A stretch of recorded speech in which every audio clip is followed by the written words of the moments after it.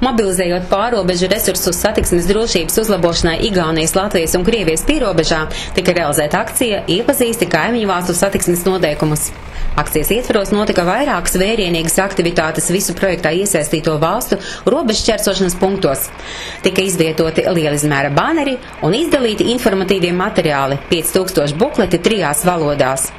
Informatīvajā bukletā pārskatāmā un saprotamā veidā izklāstīts svarīgākais, kas jāzina autovadītājiem šķērsojot robežu. Braukšanas ātruma ierobežojumi, maksas ceļi, ārējo apgaismas ierīču lietošana, dažu tūninga elementu aizliegums, ziemas riepu lietošana, pieļaujamais alkohola daudzums asinīs un daudz kas cits, jo arī citu zemju likuma nezināšana nemaz neatbrīvo no atbildības. Lai arī kopumā Eiropā ceļu satiksmes noteikumi ir līdzīgi, tomēr pirms došanās ceļā būtu jāiepazīstas ar attiecīgās valsts noteikumiem. Un, ja dodaties uz Igauniju vai Krieviju, buklets iepazīstas satiksmes noteikumu atšķirības Latvijā, Igaunijā un Krievijā, jātur pie rokas.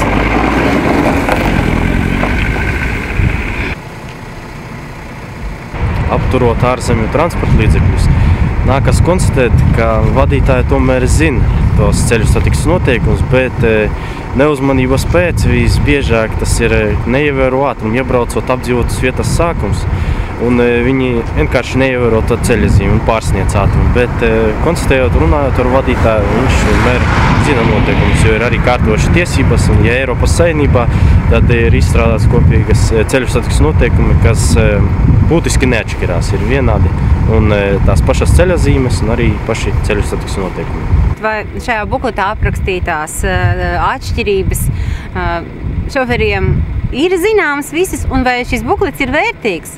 Protams, ka šie bukleti ir ļoti vērtīgi, jo katrā valstī ir sava administratīvā atbildība, un līdz ar to Latvija ir varbūt stingrāki sodi kā citā valstī, varbūt tā pašā Krievijā vai Baltkrievijā ir atšķirīga atbildība. Līdz ar to viņš iepazīstoties ar bukletiem, redz, kādā valstī ir atbildība.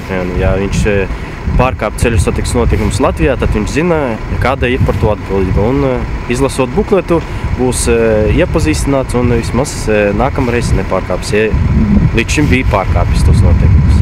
Informatīvie bukleti atrodami CSDD nodaļās, Latgales reģiona ceļu policijā, Krievijas Federācijas ģenerālkonsulātā Daugavpilī, pašvaldībās un projektā iesaistīto pašvaldību mājaslapās. Kaimiņu valstu satiksmes drošības noteikumu pārzināšana ļauj autovadītājiem drošāk justies uz starpvalstu maģistrālēm, ceļotājiem atvieglot ceļojumu, kas noteikti sekmē arī vēlmi apmeklēt mūsu kaimiņu valstis.